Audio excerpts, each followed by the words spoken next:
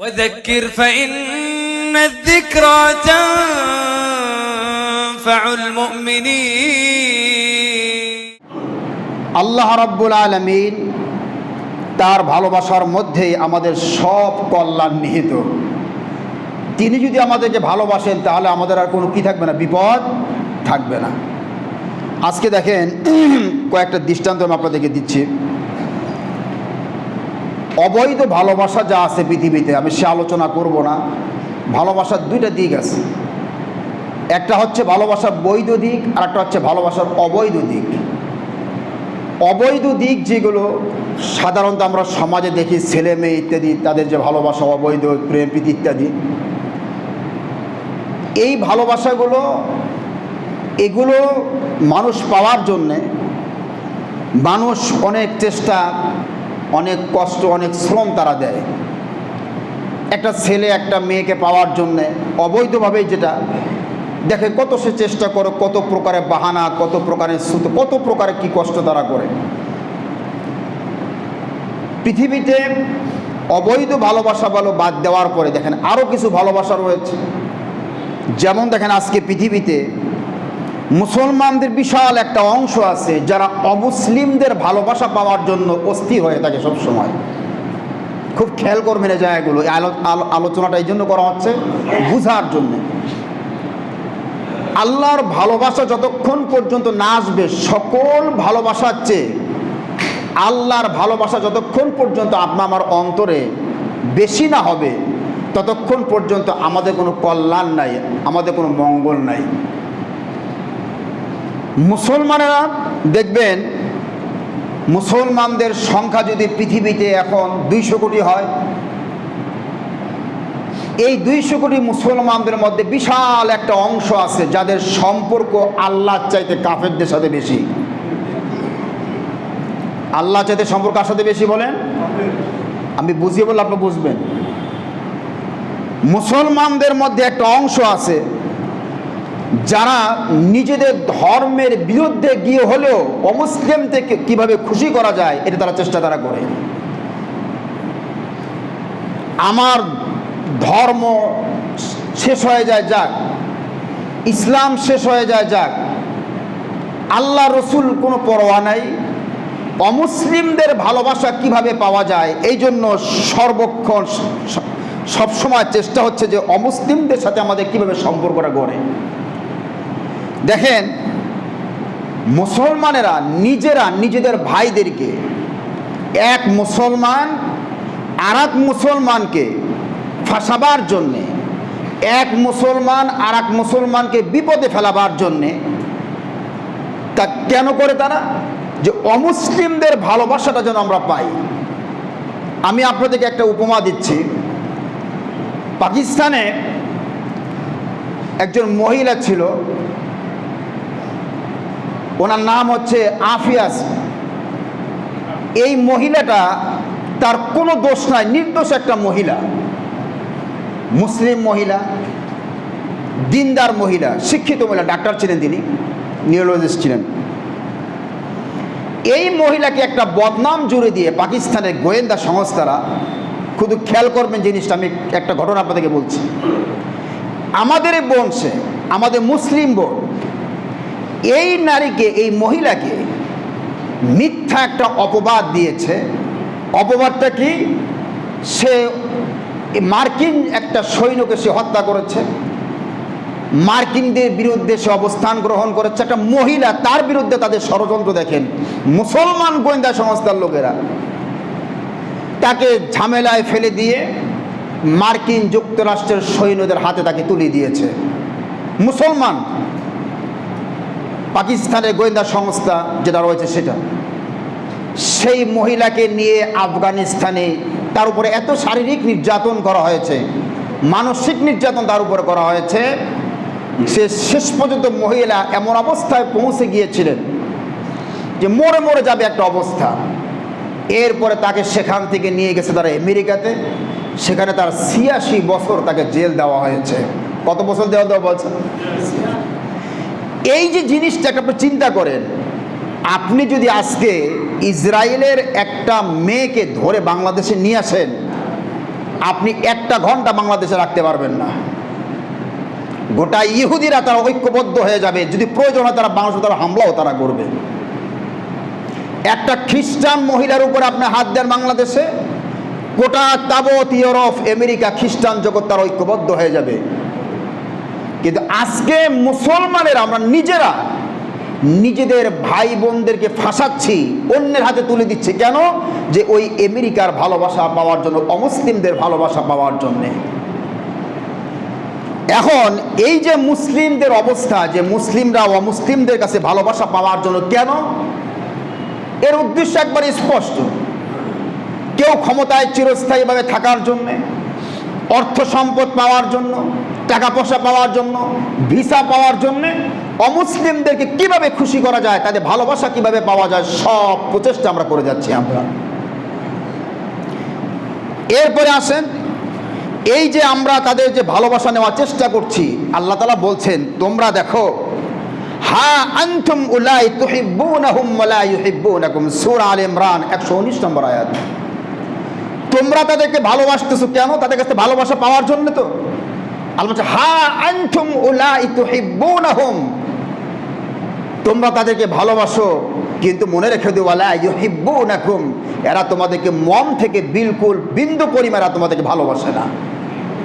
অমুসলিমদেরকে আপনি যতই ভালোবাসেন, তাদের ভালোবাসা পাওয়ার জন্যে, তাদের স্বার্থ উদ্ধারের জন্য, আপনি তাদের কাছ থেকে ভালোবাসা পাওয়ার জন্য যতই চেষ্টা করেন, আল্লাহ বলছেন ওয়ালা ইউহিব্বুনাকুম, তারা তোমাদেরকে কোনোদিন তারা ভালোবাসবে না। এটা কার কথা বলেন? আল্লাহ। আল্লাহ তাআলা বলছেন ওরা মাঝে মাঝে তোমাদেরকে মুখ দিয়ে যে কথাগুলো বলে, আপনারা দেখবেন রমজান আসলে, ঈদ আসে, ভারতে নরেন্দ্র মোদী, তারপরে ডোনাল্ড ট্রাম্প, সবচেয়ে বড় গুন্ডা যেটা পৃথিবীতে, এই শয়তান, এটা ঈদের শুভেচ্ছা দেয়, রমজান মাসে আমাদের শুভেচ্ছা দেয়, দেয় কিনা দেখছেন আপনারা? অনেক ভালো ভালো কথা মুসলমানদের পক্ষে এরা বলে। আল্লাহ তাআলা বলছেন সূরা তাওবার 8 নম্বর আয়াতে, দেখো ইউরদুনাকুম বিআফওয়াহিহিম ওয়া তা'বা কুলুবুহুম, এরা ইউরদুনাকুম বিআফওয়াহিহিম, আফওয়ান মানে মুখ, এরা মুখ দিয়ে যে কথাগুলো বলে, এই কথাগুলো সব ভাওতাবাজি, এদের অন্তরে কিন্তু সে কথা নাই।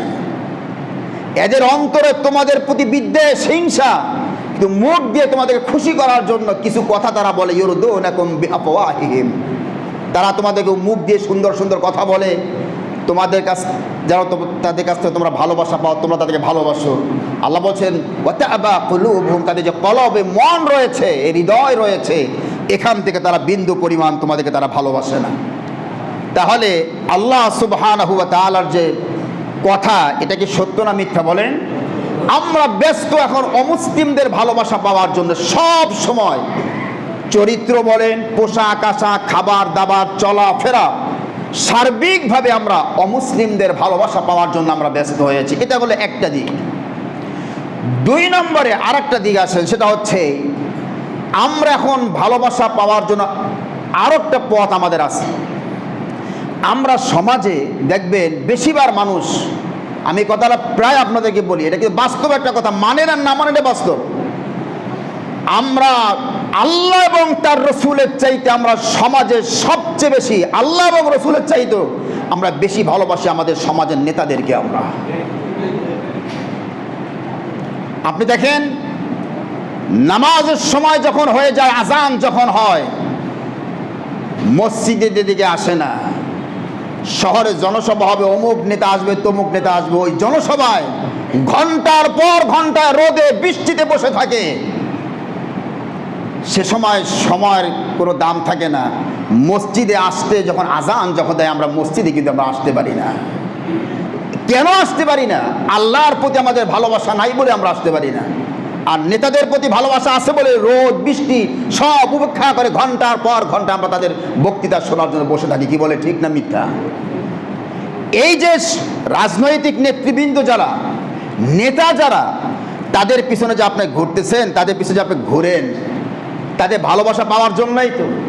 তারা একটু ভালোবাসবে, আপনারা কাজ দিবে, আপনার একটু কি বলে সুবিধা দিবে, এই জন্যই তো। তাদের ভালোবাসা পাওয়ার জন্য এত কিছু করছেন। তাদের ভালোবাসা পেতে গিয়ে আমরা অনেকেই মা বাপকে পর্যন্ত আমরা ভুলে গিয়েছি। কি বলে, ঠিক কিনা? মানুষ আজকে মা বাপের চাইতেও, আল্লাহ তাআলা বলছেন যে আনিশকুরলি ওয়ালি ওয়ালিদাইক, আমার শুকরিয়া আদায় করার পরেই আমি আল্লাহ পাক তোদের উপরে আদেশ জারি করে দিয়েছি, তোদের মা বাপের শুকরিয়া আদায় করবি। বলেন সুবহানাল্লাহ। বা আল্লাহ বলছেন ওয়াকাদা রাব্বুকা আল্লা তা'বুদু ইল্লা ইয়াহু ওয়া বিল ওয়ালিদাইনি ইহসান। আল্লাহ বলছেন ওয়াকাদা রাব্বুক, তোমার আল্লাহ বিধান করে দিয়েছেন যে আল্লাহ তা'বুদু ইল্লা ইয়া, একমাত্র আল্লাহর ইবাদত করবে। আর আমি আল্লাহর ইবাদতের পরেই তোমাদের সবচেয়ে বড় কাজ হচ্ছে ওয়া বিল ওয়ালিদাইনি ইহসানা, মা বাবার সাথে ভালো ব্যবহার করা। বলেন সুবহানাল্লাহ। আল্লাহ বলছে আমার পরে মা বাপের স্থান, আমার পরে, আমার শুকরিয়ার পরে মা বাপের শুকরিয়া আদায় করতে হবে।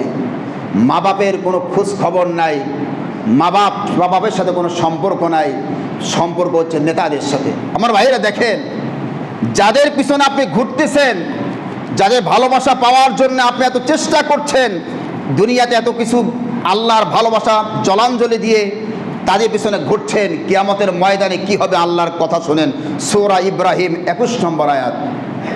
আল্লাহ তাআলা বলছেন ওয়াবারাজু লিল্লাহি জামিআন। খুব খেয়াল করেন, আমি আল্লাহ তাআলা কাল কিয়ামতের দিনে জামিআন, সকল নেতা আর তাদের পিছনে যারা ঘুরেছে অনুসারী, আমি তাদের সকলকে একসাথে করব। ফাকালা আদ-দুআফাউ লিল্লাযীনা ইসতাকবারু ইন্না কুন্না লাকুম তাবান। যে সব নেতার অনুসারীদেরকে জাহান্নামের সামনে যখন উপস্থিত করা হবে, তারা বুঝবে যে আমাদের জাহান্নামের ফয়সালা হয়ে গেছে। তারা বুঝবে আল্লাহ নাই, রসুল নাই, আল্লাহর কথা রসুলের কথা মানে নাই যারা, নেতাদের পিছনে যারা ঘুরেছে, অবৈধ বৈধ যারা চিন্তা যারা করে নাই, আল্লাহ তাআলা বলছেন তাদেরকে যখন একত্রিত করা হবে তখন দলের নেতাদেরকে অনুসারীরা বলবে ইন্না কুন্না লাকুম তাবান। নেতারা, দুনিয়াতে আমরা তোমাদের কথা মেনেছি, তাবান, তোমাদের কথা আমরা মেনেছি, তোমরা যা বলেছো তাই শুনেছি। অবৈধ কাজের কথা, মানুষকে হত্যার কথা বলেছে তা শুনেছি, মানুষের সম্পদ লুণ্ঠন করার কথা বলেছে তা শুনেছি, মানুষকে ক্ষতি করার কথা বলেছে তা আমরা শুনেছি, সব কথা আমরা তোমাদের শুনেছি। ফাহাল আনতুম মুগনুনা আন্না মিন আযাবিল্লাহি মিন শাই। এই যে সামনে জাহান্নাম দেখতেছি, আল্লাহর আযাব দেখতেছি, আজকে তোমরা নেতারা কি আমাদেরকে বাঁচাইতে পারবে? তোমরা কি বাঁচাতে পারবে আমাদেরকে? তখন নেতারা বলবে ক্বালু লাউ হাদানাল্লাহু লাহাদাইনাকুম। আল্লাহ যদি আমাদেরকে এই বিপদ থেকে বাঁচার রাস্তা বের করে দিতেন তাহলে আমরা তোমাদেরকে বাঁচাইতে পারতাম। আমাদেরকে আল্লাহ বিপদ থেকে বাঁচার কোনো রাস্তা বের করেন নাই আমাদের জন্য। সাওয়াউন আলাইনা আজাসিনা আম সাবারনা মা লানা মিন মাহিস। খেয়াল করেন, এই নেতার অনুসারীরা জাহান্নামের কিনারায় 500 বছর, কত বছর? 500 বছর তারা এই জাহান্নামের অগ্নি আগুন দেখে তারা তাদের ফেলার আগেই, জাহান্নামে ফেলার আগেই 500 বছর তারা আল্লাহর দয়া পাওয়ার জন্য আল্লাহর কাছে প্রার্থনা করবে, দোয়া করবে, কোনো লাভ হবে না। এরপরে 500 বছর সবর না, তারা ধৈর্য ধারণ করবে, কোনো ফলাফল হবে না। আল্লাহ তার সাথে কথাই বলবেন না। ওয়ালা ইউকাল্লিমুহুমুল্লাহ ওয়ালা ইয়ানজুর, আল্লাহ পরিষদের সাথে আমি কোনো কথা বলবো না ওদের সাথে। ওয়ালা ইয়ানজুর ইলাইহিম, তাদের দিকে আমি তাকাবো না। বলেন নাউজুবিল্লাহ। 5 আর 5 1000 বছর তারা অপেক্ষা করবে, এবারে বলবে সাওয়াউন আলাইনা আজাজিনা আম সাবারনা মা লানা মিন মাহিস। আজকে আমরা ধৈর্য ধারণ করি আর ধৈর্য ধারণ নাই করি, সব আমাদের জন্য এক সমান। মা লানা মিন মাহিস, আজকে আমাদের পালাবার কোনো জায়গা নেই, সবগুলোকে একসাথে আল্লাহ জাহান্নামে নিক্ষেপ করবেন। বলে নাউজুবিল্লাহ। তাহলে এই দুনিয়াতে যারা অবৈধভাবে, যারা মানুষের পিছনে যারা ঘুরি আমরা, যারা মানুষের পিছনে সময় নষ্ট করতে ভালোবাসা পাওয়ার জন্য আল্লাহর ভালোবাসা নষ্ট করে, তাদের পরিণতি সম্পর্কে আল্লাহ বলেছেন এদেরকে কাল কিয়ামতের ময়দানে আমি আল্লাহ রাব্বুল আলামিন জাহান্নামে নিক্ষেপ করব। বলেন নাউজুবিল্লাহ। রসুল করিম সাল্লাল্লাহু আলাইহি ওয়াসাল্লাম হাদিসে বলেছেন, খেয়াল করেন, মিশকাতের হাদিস এসছে 4904 নম্বর হাদিস। রসুল কি বলেছেন? কিয়ামতের ময়দানে সবচেয়ে আল্লাহর কাছে সবচেয়ে নিকৃষ্ট কে হবে? সম্মানের দিক থেকে আল্লাহর কাছে সবচেয়ে কম সম্মানী, যার কোনো মর্যাদা নাই, কোনো সম্মান নাই, সেই লোকটা কে হবে? রসুল বলেছেন, দেখেন, মিন শাররিন নাসি মানজিলাতান ইনদাল্লাহি ইয়াউমাল কিয়ামা আবদুন আযহাবা আখিরাতাহু বিদুনিয়া গায়রি। রাসূল সাল্লাল্লাহু আলাইহি ওয়াসাল্লাম বলেছেন, কাল কিয়ামতের ময়দানে আল্লাহর নিকটে মর্যাদার দিক থেকে সবচেয়ে নিচে থাকবে, নিকৃষ্ট, সবচেয়ে কম মর্যাদা হবে ওই লোকটার। আযহাবা আখিরাতাহু বিদুনিয়া গায়রিহি, যে দুনিয়াতে অন্যের উপকার করতে গিয়ে নিজের আখিরাতকে ধ্বংস করেছে। কথা কি আপনারা বুঝতেছেন? আপনারা, আমি আর একটু ব্যাখ্যা করবো তাহলে বুঝবেন। অন্যের উপকার করতে গিয়ে আপনি নিজের আখিরাত ধ্বংস করেছেন। কেমন সেটা? আপনাকে আপনার নেতা বলেছে, আপনাকে আপনার মুরব্বী বলেছে চল অমুক জায়গায় যাওয়া লাগবে, আপনি গিয়েছেন, দেখা গেল সেখানে একটা জায়গা দখল করা লাগবে অবৈধভাবে, তার শক্তি আছে, সাথে আপনি যোগ দিয়েছেন, গিয়ে অবৈধভাবে সেই জায়গাটা আপনি দখল করলেন, তার বাহিনী হিসাবে, তার ডান হাত হিসাবে, সন্ত্রাসী হিসাবে আপনি তাকে সাহায্য করেছেন, দলবল ভালি করেছেন। আল্লাহ তাআলা বলছেন ওই লোকটার উপকার করতে গিয়ে, কারণ জায়গাটা তো তুমি পাবা না, তোমার নেতা দখল করবে, সে নেতা পাবে, অথচ তুমি তার উপকার করতে গিয়ে তুমি তোমার আখিরাত ধ্বংস করেছো। কেমনে ধ্বংস করলা? আল্লাহ রাসূল বলেছেন যদি কোনো ব্যক্তি জানে যে একটা লোক জুলুম করতেছে, জানার পরও যদি কোনো জালেমের পক্ষে সে নাই, আখরাজা মিনাল ইসলাম, আল্লাহ রাসূল বলেছে ইসলাম থেকে বের হয়ে যাবে, বলে নাউজুবিল্লাহ। আপনি জানলেন যে লোকটা জুলুম করতেছে, তারপরে তার সাথে গেলেন, রাসূল বলেছে জেনে শুনে যদি কোনো ব্যক্তি কোনো জালেমের সাথে যায়, আল্লাহ পাক তাকে ইসলাম থেকে বের করে দিবে, বলেন নাউজুবিল্লাহ। এইটাই রাসূল বলেছেন আযহাবা আখিরাতাহু বিদুনিয়া গায়রিহি, যে তার ভালোবাসা পাওয়ার জন্যে, তার কাছ থেকে কিছু পেয়ে স্বার্থ হাসিলের জন্যে তুমি তোমার নিজের আখিরাতকে নষ্ট করেছো। তোমার মতো নিকৃষ্ট লোক আল্লাহর এই জমিনে আর কেউ নাই, বলেন নাউজুবিল্লাহ। এটা গেল 2। 3 নম্বরে আসেন, আমরা অভিভাবক যারা রয়েছি, পিতা যারা রয়েছে, আমরা অনেকেই পরিবার পরিজন, স্ত্রী পরিবার পরিজনের কাছ থেকে ভালোবাসা পাওয়ার জন্য আমরা চেষ্টা করি, আমরা তাদের জন্য কত খাটনি আমরা খাটতেছি, কি বলেন ঠিক কিনা? মাথার ঘাম আমরা পায়ে ফেলছি আমরা ভাই। আল্লাহ সুবহানাহু ওয়া তাআলা স্ত্রীকে ভালোবাসা, সন্তানদের কাছ থেকে ভালোবাসা, তাদেরকে ভালোবাসা দেওয়া, এটা ইসলামের দোষের কোনো বিষয় না। স্ত্রীকে ভালোবাসতে হবে, সন্তানদেরকে ভালোবাসতে হবে। আল্লাহ তাআলা কোরআনে স্পষ্ট বলেছেন আল মালু ওয়াল বানুনা যিনাতুল হায়াতিদ দুনিয়া, এই সন্তান সন্ততি দুনিয়ার সম্পদের সব সৌন্দর্য, নিষেধ নাই করতে, ভালোবাসবেন, ভালোবাসা নেবেন, কোনো সমস্যা নাই। কিন্তু সেই ভালোবাসার ক্ষেত্রে যদি সীমা লঙ্ঘন করেন, আল্লাহ বলেন তখন আমি পাকড়াও করব। সেটা কীরকম আপনি দেখেন, আল্লাহ তাআলা বলছেন ইয়া আইয়ুহাল্লাযীনা আমানু, খেয়াল করেন সূরা মুনাফিকুন, হে ঈমানদারেরা, লা তুলহিকুম আমওয়ালুকুম ওয়ালা আওলাদুকুম আন যিকরিল্লাহ, তোমাদের সম্পদ, তোমাদের স্ত্রী পরিবার পরিজন, এগুলো যেন আমার দিন থেকে, আমার ইসলাম থেকে, আমার স্মরণ থেকে তোমাদেরকে দূরে সরিয়ে নিয়ে না যায়, বলেন নাউজুবিল্লাহ। আপনি এমনভাবে স্ত্রী পরিবার পরিজনের পিছনে লেগে পড়েছেন, তাদের চিন্তায় এতটা আপনি মগ্ন হয়েছেন যে আপনার নামাজ পড়ার সময় পান না। আসি কিনা এরকম অনেকে বলেন ভাই, আমার দুনিয়া নিয়ে ব্যস্ত, কিভাবে তাদের কেরিয়ার গড়বেন, ভবিষ্যৎ আমরা গড়ব, এই নিয়ে আমরা সারাদিন ব্যস্ত, আমরা মাথার ঘাম আমরা পায়ে ফেলছি, আমরা আল্লাহকে ভুলে যাচ্ছি, নামাজ নাই, রোজা নাই, আল্লাহর বিধান নাই। আমরা এইটা হলো দূষণীয়। আলসো ওমাইয়া ফাআল যালিকা ফাউলাইকা হুমুল খাসিরুন, এইটা যারা করবে, আমাকে ভুলে যাবে, স্ত্রী পরিবার পরিজন সন্তান সন্ততির ভালোবাসা পাওয়ার জন্যে সব কিছু বিসর্জন দেবে, শ্রম দেবে, কষ্ট করবে, আমাকে ভুলে যাবে, আল্লাহ বলছেন এরা কাল কিয়ামতের ময়দানে ক্ষতিগ্রস্ত হবে, বলেন নাউজুবিল্লাহ। এতে বিপদ আছে, দুনিয়া তো আল্লাহ বিপদ দিয়েছেন। দেখেন আজকে আপনি যে সন্তানের জন্য, খেয়াল করেন আপনারা, যে সন্তানের জন্য, যে স্ত্রীর জন্যে আপনি আমি এত কষ্ট করতেছি, তারাও কিন্তু স্বার্থহীন না, তাদেরও স্বার্থ রয়েছে। আপনি যখন সময় আসবে তখন দেখবেন আপনাকে একা ফেলে সব পালিয়ে যাচ্ছে না, কি বলে ঠিক কিনা? আজকে বৃদ্ধাশ্রমগুলোর দিকে তাকিয়ে দেখেন, যে পিতা মাথার ঘাম পায়ে ফেলে রক্ততে পানি করে স্ত্রী সন্তানদের যদি এত কষ্ট সে করলো, বৃদ্ধ বয়সে, বুড়ো বয়সে বাড়িতে থাকার তার কোনো জায়গা হয় না, তাকে সবাই ঠেলে পাঠিয়ে দেয় বৃদ্ধাশ্রমে। আপনার ঢাকা বৃদ্ধাশ্রমে একটা গাজীপুর বৃদ্ধাশ্রম আছে, আমি দেখেছি। লোকটা কাঁদতেছে, বলে আমি সন্তানগুলোকে লেখাপড়া না করি যে রিক্সা চালানো শিখাইতাম তাহলে অনেক ভালো হতো। এক একটা বড় বড় ইঞ্জিনিয়ার, ডাক্তার, আর্মির অফিসার, পুলিশের বড় বড় কর্মকর্তা, ব্যবসায়ী, ইঞ্জিনিয়ার, তারা সব বড় বড় পদে চাকরি করে, কিন্তু বাপের আজকে আশ্রয় হয়েছে বৃদ্ধাশ্রমে, বলে নাউজুবিল্লাহ। এটা দুনিয়ার শাস্তি। তো আল্লাহ তাআলা বলছেন তাদের ভালোবাসা পাওয়ার জন্যে এত চেষ্টা তোমরা করো, এত কিছু করো, এরা তো কেউ আপন না, সময় যখন আসবে না সব তোমাকে ছেড়ে চলে যাবে। আল্লাহ কোরআনে বলছেন এটা তো দুনিয়া, আখিরাতে কি হবে শোনো, ইয়াউমা ইয়াফিরুল মারউ মিন আখি ওয়া উম্মিহি ওয়া আবি ওয়া সাহিবাতিহি ওয়া বানি, যাদের জন্য এত কিছু করছো, যাদের ভালোবাসা পাওয়ার জন্য এত কিছু করতেছো, দুনিয়াতে তো শাস্তি হবে, আখিরাতে কি হবে জানো? ইয়াউমা ইয়াফিরুল মারউ মিন আখি, তোমার ভাই তোমার কাছ থেকে পালিয়ে যাবে। ওয়া উম্মিহি ওয়া আবি, তোমার মা বাপ তোমার কাছ থেকে পালিয়ে যাবে। ওয়া সাহিবাতিহি ওয়া বানি, তোমার স্ত্রী তোমার ছেলে মেয়ে সব তোমার কাছ থেকে পালিয়ে যাবে। কিয়ামতে তোমার পরিচয় দিবে না, বলেন নাউজুবিল্লাহ। তাহলে দুনিয়াতে স্ত্রী, পরিবার, পরিজন, ছেলে সন্তান, তাদের ভালোবাসা পাওয়ার দরকার আছে। তাদের ভালোবাসা পেতে গিয়ে সীমা লঙ্ঘন করা যাবে না, আল্লাহকে বাদ দেওয়া যাবে না। কি বলে, ঠিক কিনা? আচ্ছা, এখন মূল বিষয়ে যাই। সব কিছুর চাইতে খেয়াল করেন, এত কিছু বলার আমার একটা কারণ আছে। আল্লাহর ভালোবাসাটা বুঝাবার জন্যেই, আল্লাহর ভালোবাসা পেতে হলে খেয়াল করেন, আল্লাহ আপনাকে শুরুতে আল্লাহ আপনাকে ভালোবাসবেন না। ভালোবাসা যা দেওয়ার দরকার সব দিয়ে দিয়েছেন আল্লাহ।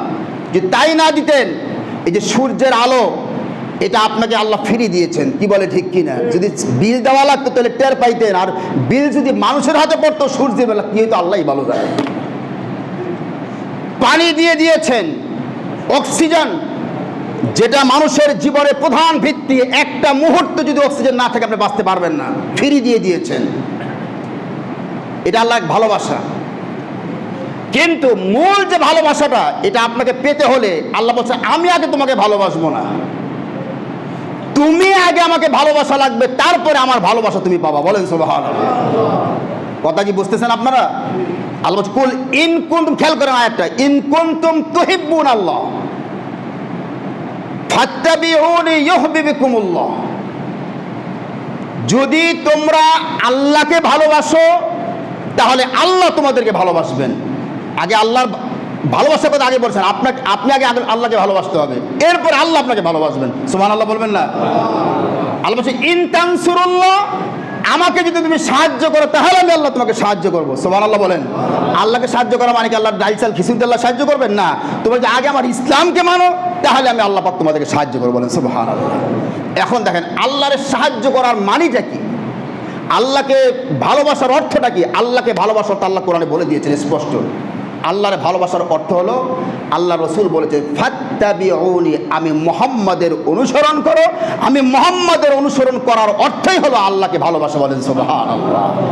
তাহলে আল্লাহর ভালোবাসার রাস্তা কোনটা বলেন? রসুলকে অনুসরণ করা, রসুলের কথা মতো চলা, রসুল যেভাবে যে কাজ করেছেন সেইভাবে সেই কাজ করাটা হইল আর রসুলের অনুসরণ। আর রসুলের অনুসরণ হইল আল্লাহর ভালোবাসা। আর এই রসুলের অনুসরণ যে করবে আল্লাহকে ভালোবাসবে সে, আল্লাহ তাকে ভালোবাসবেন। তার সমস্ত, আল্লাহ বলছেন ওয়াগফির লাকুম যুনুবাকুম, আমি তার সমস্ত গুনাহ খাতা মাফ করে দেব। বলেন সুবহানাল্লাহ।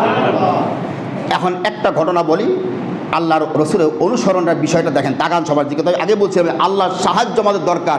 আল্লাহ তো সাহায্য তখন করবে যখন আমরা আল্লাহকে ভালোবাসবো। বলেন না সুবহানাল্লাহ। দেখেন একজন সাহাবী, তিনি একদিন মসজিদে নববী, মদিনার মসজিদে কাজ দিয়ে যাচ্ছিলেন। খুব খেয়াল করবেন। তো তিনি দেখলেন যে নবী করিম সাল্লাল্লাহু আলাইহি ওয়াসাল্লাম তিনি নামাজে দাঁড়িয়ে নফল নামাজ পড়তেছেন, রাতে এশার নামাজের পরে, অনেক পরে। তো তিনি গিয়ে রসুলের সাথে শরীক হলেন। রসুল সূরা বাকারা পড়ছিলেন। কোন সূরা পড়তেছিলেন? সূরা বাকারা, অনেক বড় সূরা, আপনারা জানেন, প্রায় 2.5 পারা সূরাটা। তো তিনি রসুলের সাথে যখন নামাজে শরীক হয়েছেন, তিনি চিন্তা করলেন রসুল তো 100 আয়াত পড়বেন, এবার রুকুতে চলে যাবেন। না, 100 আয়াত হয়ে গেল, রসুল রুকুতে যাচ্ছেন না। তিনি মনে করেন 200 আয়াত হলে যাবেন, 200 আয়াত রসুল যান না। তখন তিনি মনে করেন রসুল বাকারা পুরাটাই শেষ করবেন।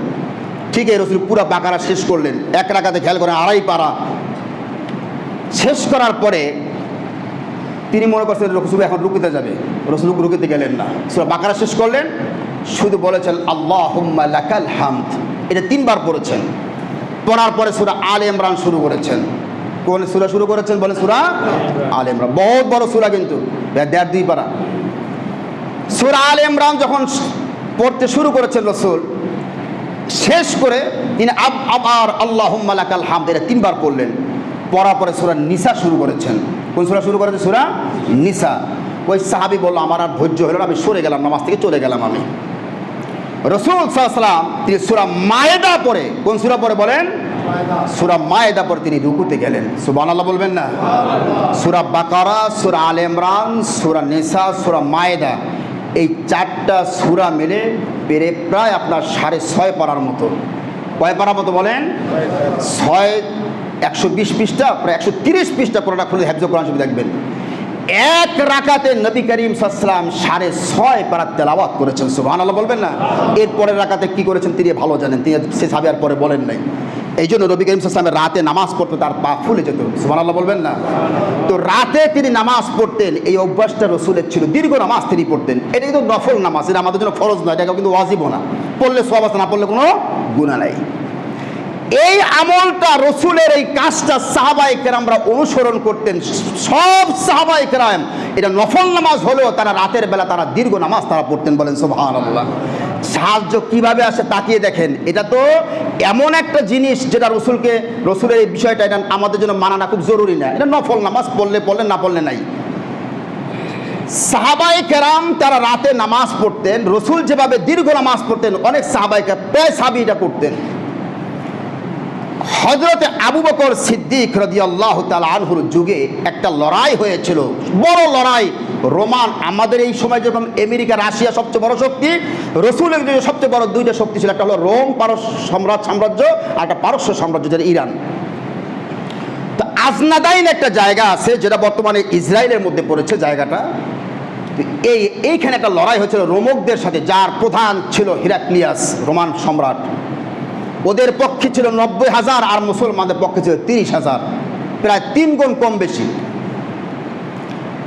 আজনাদাইনের লড়াইয়ের মধ্যে যখন মুসলমানদের সাথে লড়াই করতে যাবে, খ্রিস্টানেরা মুসলমানদের সাথে ওই জায়গায় লড়াই শুরু করবে, ওই রোমান সম্রাট একজন আরাবিয়ান খ্রিস্টানকে গোয়েন্দা হিসেবে পাঠিয়েছে যে মুসলমানদের অবস্থাটা দেখে আসো, যে মুসলমানদের অবস্থাটা কি। সেই গোয়েন্দার লোকটা এসে সম্রাটকে শোনালো, কি শোনালো দেখেন, বিল্লাইলি রুহবান ওয়া বিন-নাহারি ফুরসান ওয়ালাউ সারাকা ইবনে মালিকিহিম কাতু ওয়ালাউ জিনা রাজিমা লিকামাতিল হক। শেষে রোমান সম্রাটকে বলছে, সম্রাট আমি মুসলমানদের মধ্যে ঢুকেছিলাম, গিয়ে দেখলাম তাদের অবস্থা বিল্লাইলি রুহবান, তারা সারা রাত দাঁড়িয়ে আল্লাহর সামনে নফল নামাজ পড়ে, বলেন সুবহানাল্লাহ। ওয়া বিন-নাহারি ফুরসান, এবং তারা দিনের বেলা তারা জিহাদ করে লড়াই করে, যা আমরা দেখতে পাচ্ছি। ওয়ালাউ সারাকা ইবনে মালিকিহিম, তাদের রাষ্ট্রপ্রধানের সন্তান যদি চুরি করে তারপরে তারা দ্বিধা করে না, বিচার করে তারা হাত কেটে দেয়, বলবেন না সুবহানাল্লাহ। ওয়ালাউ জানা রাজিমা লিকামাতিল হক, তাদের মধ্যে যদি কেউ জিনা ব্যভিচার করে তাকে পাথর মেরে তাকে হত্যা করে দিন প্রতিষ্ঠার জন্য, সত্য প্রতিষ্ঠার জন্য, বলেন সুবহানাল্লাহ। তখন সম্রাট বলছে, ইন কুনতা সাদাকতানি লিবাতুনিল আরদি খায়রুম মিন লিকাই যাহরিহা। ও আমার গোয়েন্দা লোক, তুমি যা বলেছো, ইন কুনতা সাদাকতানি, তুমি যা বললে এটা যদি সত্য হয়ে থাকে যে তারা রাত ছাড়া রাত নামাজ পড়ে আর দিনের বেলা লড়াই করে, তাহলে আমি তোমাকে বলছি, শুনে রাখো, এদের সাথে লড়াই করার চেয়ে আমাদের জমিনের মধ্যে দাফন হয়ে যাওয়া উত্তম, বলেন সুবহানাল্লাহ। মুসলমান তার সে বলেছে যে এই দলের সাথে আমরা লড়াই করে আমরা পারবো না, আসলেও পারে নাই। 35,000 মুসলমান সৈন্যরা তারা 90,000 সৈন্যের বিরুদ্ধে লড়াই করেছে, মুসলমানদেরকে আল্লাহ বিজয় দান করেছিলেন, বলেন সুবহানাল্লাহ। শুধু তাই না, আল্লাহ সুবহানাহু ওয়া তাআলা তাদেরকে সর্বত্র সাহাবায়ে কেরামকে সাহায্য করেছেন। কেন করেছেন? একটাই কারণ করেছেন, যে তারা রাসূল করিম সাল্লাল্লাহু আলাইহি ওয়াসাল্লামের অনুসরণ তারা করেছিল, বলেন সুবহানাল্লাহ। এই জন্যে আমাদের এটা তো নফল জায়গায়, যেখানে জরুরি আল্লাহর রসুলের যদি আমরা অনুসরণ করি, তাকে যদি মানি, তাহলে আল্লাহর ভালোবাসা হবে। আর আল্লাহর ভালোবাসা হলে মুসলমানদের উপর লাঠি ঘুরাবে, পৃথিবীতে এমন কোনো শক্তি নাই, বলেন সুবহানাল্লাহ। তো আল্লাহ তাআলা যেন আমাদের সকলকে আল্লাহর ভালোবাসা পাওয়ার তৌফিক দান করে, সবাই বলেন আমিন। সেটা কিভাবে সম্ভব? রাসূল করিম সাল্লাল্লাহু আলাইহি ওয়াসাল্লাম অনুসরণের মাধ্যমে। আল্লাহ পাক যেন সেটা আমাদের করার তৌফিক দান করে, সকলে বলে আমিন।